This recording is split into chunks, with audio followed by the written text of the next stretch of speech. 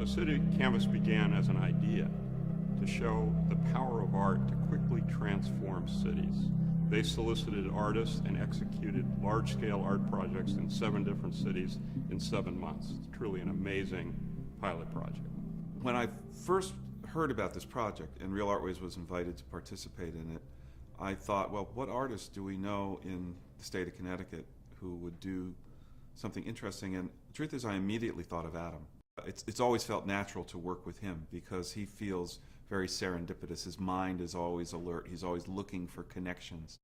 So it's a conceptual mural which is built on a brick wall, and the basic idea is an image, giant image of an oak tree. I've noticed at a certain point that when water is applied to untreated concrete, it changes color. Perhaps I even, as a child, played with that very difference by spraying water on a concrete sidewalk. We're hoping for that effect of the tree appearing with the rain, staying there throughout the whole rain, and then slowly disappearing as the wall dries up. So that little element of magic is what we're after, and that's kind of what good art is about kind of surprising the viewer. This really challenges the stereotypical notion of a mural, that it's a static experience, and this is the complete opposite. Adam's project actually gives meaning to what you see every day on the license plate that we're the Constitution state. The charter oak is the iconic symbol of that. This tree became known as the charter oak tree because it was used as a hiding place for the piece of paper that was Connecticut's original charter, saying that Hartford was free from the rules of England. This painting by Charles de Wolfe Brownell was painted in 1857, a year after the charter oak tree was struck down by lightning. People came out in tears into the streets of Hartford, and so memorializing this tree through Adam's project is the perfect way to connect the history of Connecticut with its present. So the 20th century gave us a legacy of ugly gray walls in our cities, and what we've done is made those into art. And there's a broad range from traditional murals to mosaics to the interactive mural in Hartford to light illumination.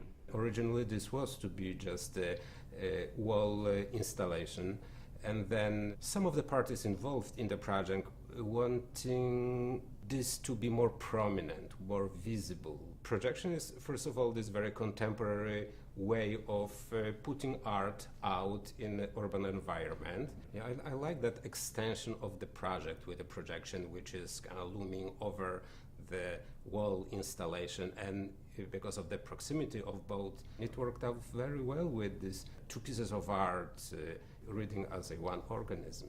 Real Artways for 22 years has been doing public art projects in which we invite an artist with whom we want to work to come and begin to work with us, with the process being very open-ended. As the visual arts coordinator at Real Artways, I've been working with Adam probably on like a daily basis, coordinating materials, hashing out ideas, offering solutions and things like that. What was really exciting to see is how close the final product is to our initial intention. Jonathan was my sounding board in terms of reaffirming my instincts as to how the project should proceed.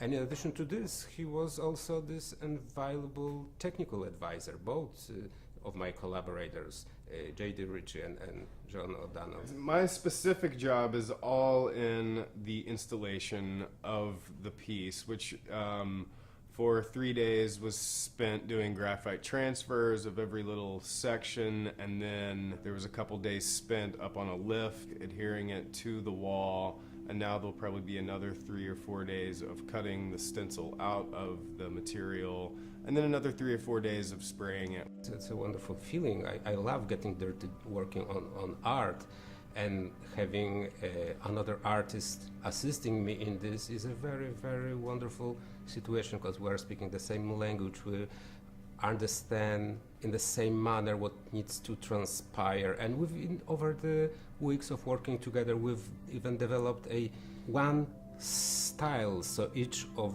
us is doing the same elements in a very similar manner.